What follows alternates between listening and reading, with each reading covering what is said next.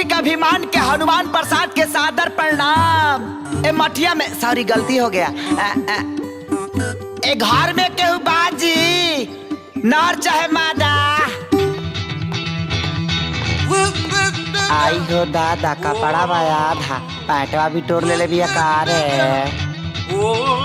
ते कौन है इसरे? ना नीचे सलवार ना ऊपर कमीज ते कौना के बेटी है सिर्फ बदतमीज। माँ माँ माँ माँ ते हमार नकल काहे करत आरिस? का है ना हमारी माई नहीं है तो हम जब माई माई सुनते हैं ना तो थोड़ा इमोशनल खींच देते हैं। माँ माँ माँ स्वीटी कौन पड़ा घुस के आगल में मार के भगावे? बड़ा ना माताजी बेचारा घुसल बा। अच्छा अच्छा का काम बा?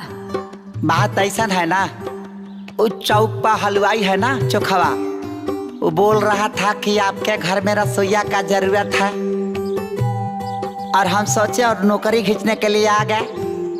का बनावेला?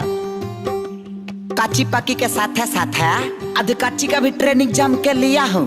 अद कच्ची? हाँ हाँ हाँ वही अमीन चाउमीन बर्गर पिज्जा। माँ ई रसोईया एकदम परफेक्ट बा।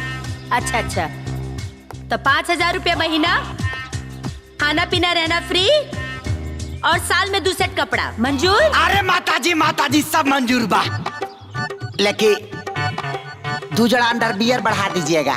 वो कहे? का है ना कि काहे से कि हमार बहुत फाटेला अंडर बियर। हाँ, हाँ, आओ अंदर।